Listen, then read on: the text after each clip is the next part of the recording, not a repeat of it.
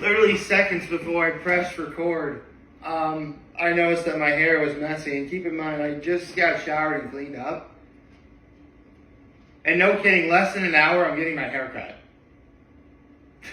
I should probably get this video started now, shouldn't I? Good morning and happy Thursday, everyone. Let's get to my low, my high, my act of kindness. Let's see.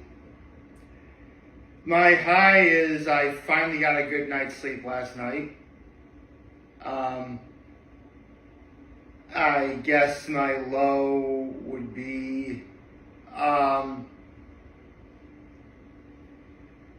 it's been, for me, it's kind of been a rough week. I don't want to really get into why that is. It's more personal stuff. But, yeah, this week's been rough, but I think as of right now, there should be a sense of normalcy. So that's great. And my act of kindness was I called my parents, told them I love them. I gotta say, my parents have really been coming through a lot for me lately. Which, I mean, granted, all I've really done is see and or talk to them, but you know, it makes a difference. And I truly appreciate that. More than words could ever express. So, you know what? I think since I don't need to worry about hot ones today, and actually technically I really would need to do that tomorrow.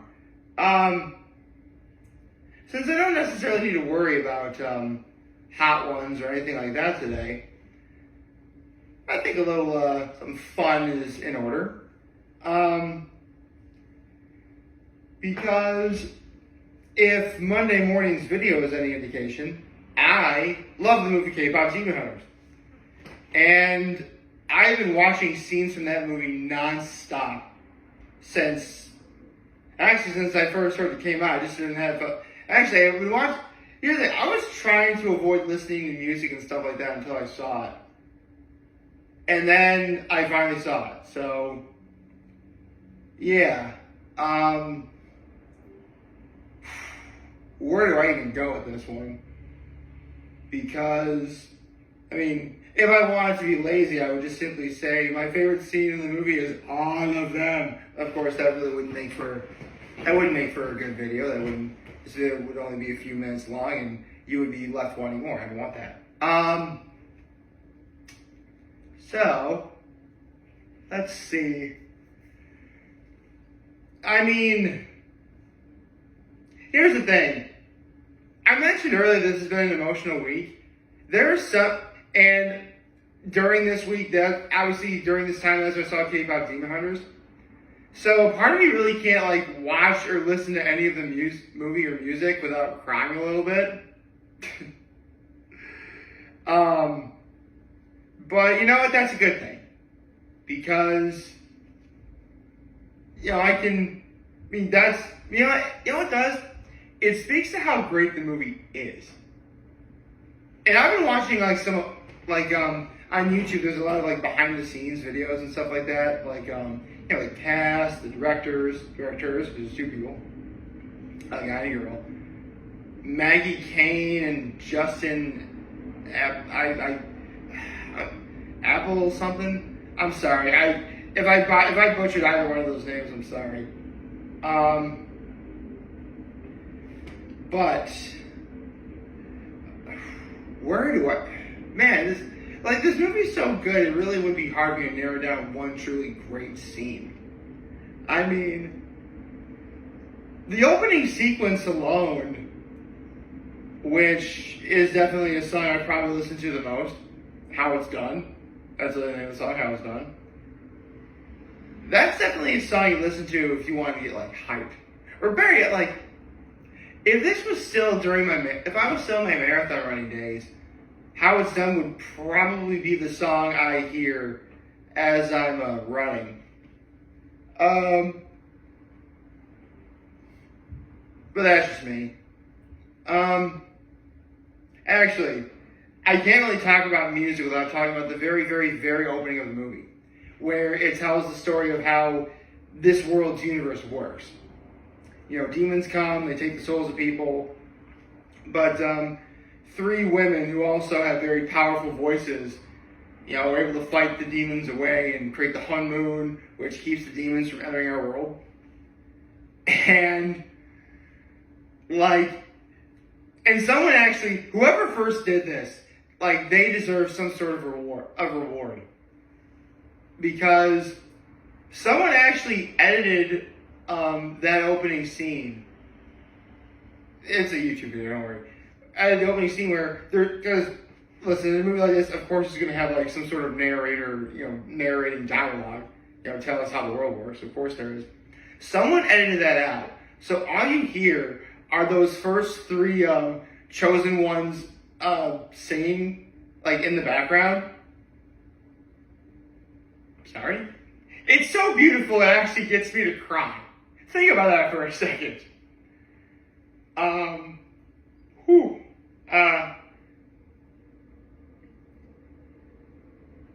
Seriously, that opening moment alone, where you see, like, how the story works, or how the world works, that's gotta be one of the most beautiful harmonies I've ever heard. Like, really and truly. I mean, again, kudos to the team behind this movie, because, like, that opening scene alone just killed it. And I also like how in that moment, like, after they first show the Hun Moon being made, it shows, like, over the generations, there have been, like, a different group of women doing this. Like, it shows a group of three Korean ladies who are singing, like, in 1920s ragtime jazz. Or I think they probably did something in, you know, in the 50s. There was a generation of them in, like, the late 70s, early 80s with the, sort of, like jazz, like the jazzercise moment. Think Taylor Swift's Shake It Off music video. And there's one for, you know, the late 90s, early 2000s. And now we have, you know, Huntrix, who's this generation. It's hard for me to say, like, which generation I would say Huntrix belongs in, per se, because they're far too young, age-wise, at least in appearance, to be millennials like myself. Yes, unfortunately, I fall into the millennial category. No, I'm not proud of it. I really should get into that at some point, but I'm not doing that now. Anyway, I guess they're definitely a little too old for Gen Z. Maybe Gen X? No, I'm sorry, I don't have my computer. I mean, I have no idea, like, what the order of the things is, or the generation is. Are they Gen Y, maybe? I don't know. Anyway, and pretty much, any scene that Bobby is in. I mean, listen, the fact that Bobby's voiced by Ken Jeong, that's already a treat in of itself. But any scene Bobby's in, like, and this is, I mean, granted, the writing, but also, you know, Ken Jeong's, you know, very good acting. Like, this is the sort of Ken Jeong performance that a lot of people want to see out of him. Because, you know, they think of Ken Jeong, they think, you know, Mr. Chow from the Hangover movies. Which is fine. I mean, that's how he got his big start. It's great. Or they see him on The Masked Singer, which is also great. But, like, I mean, I guess you do kind of get a little bit of that performance in Crazy Rich Asians. He's not really in it that much. I mean, but he's still sort of, like, comedically being over the top just slightly in that movie. Here, like, everything Ken Jeong says feels, like, really genuine. Like, this is a manager who genuinely and deeply cares for Huntrix. You know, they're this is gonna make me work up again. At the very end of the movie, when the Huntrix is singing how it sounds like at the very end of the song, you see Bobby going, "I love my girls." That's so sweet. What else? Before they do how it's done, they actually, you know, it goes into Bobby because Bobby's like, "Why are you so late?" And then like the fans take the phone away from Bobby, and it shows the girls going like, "Yay!" and Hunter's like, "Yay!" And then it shows like three really big guys going, "We love you, Huntrix!" And then like Hunter's like, "We love you too!" And then one guy shows, "I just got this done." It's like a tattoo of Huntrix. And both Zoe and Rumi are like, "Okay," and Amir's like, "Sick." I love that. I love stuff like that. Oh, actually, I can't talk about that scene without, again, you know, the demons are interrupting their snacking. Like, do they not know what happens when you interrupt a demon hunter's snacking? Is Zoe like, "It will feel my wrath." Like, oh my god. Okay. The scenes with Junie and Rumi. I mean, yeah, it's very clear that Junie is going to have to die in this movie because he is a demon, as well as the rest of the Saja boys.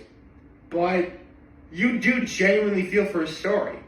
If you don't know, and this is spoiler by the way, so if you don't want to hear it, feel free to skip this part.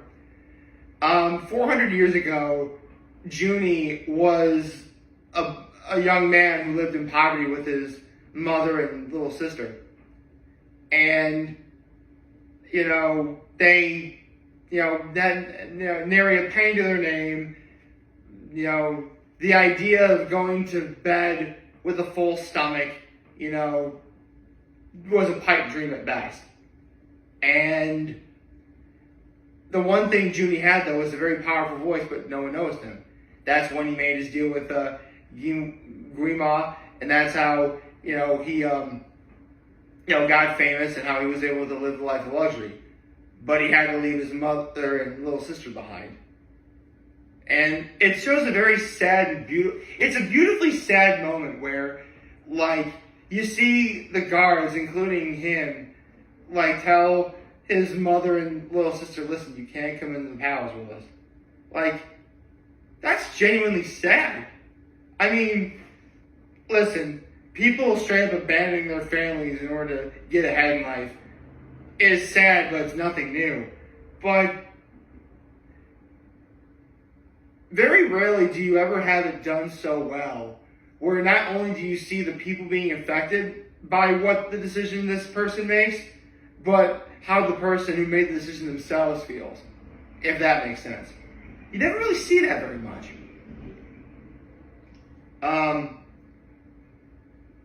Let's see. I mean, listen, the finale is, you know, outstanding. I mean, Your Idol, then This Is What It Sounds Like, the two of the best songs in the movie, hands down. And, well, actually, you really could make a case for any one of these songs being the best songs in the movie, for being honest. And I like how we do finally get to see what Grima looks like, even though the design is kind of on the generic side. Like, it's just like a giant spirit fog monster with a pair of eyes. Which, I mean, is intimidating, I'll give it that. But, I don't know, I would have liked to have seen Grima have, like, or at least make him look humanoid, kind of.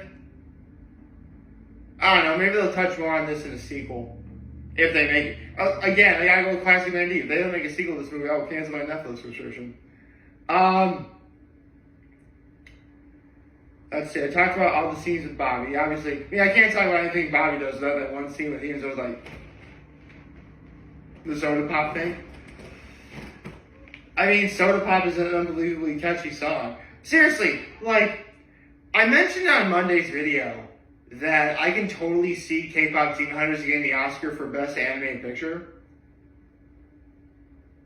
there's a lot of songs in this movie that really could win the Oscar for Best Original Song. I mean, look, as great as songs like Your Idol or This Is How It Sounds Like or How It's Done or Golden are, I guarantee if any of them are going to get nominated, it'll probably be Soda Pop, just because it's unbelievably catchy. Which is good. I mean, any Oscar nomination this movie gets is incredible. But, I don't know. I would have given the nomination to Your Idol or, again, this is how it sounds like. Or what it sounds like, I'm sorry. Hopefully they won't make that kind of mistake. I mean, that's actually the one really big problem I have with Frozen 2. Like, I didn't think the movie was as bad as everyone made it out to me. In fact, I really liked it. But they gave too much hype to the wrong song. Don't get me wrong, Into the Unknown is a great song. It is. But, come on. You watch Frozen 2 and you tell me Show Yourself wasn't supposed to be the Let It Go of Frozen 2.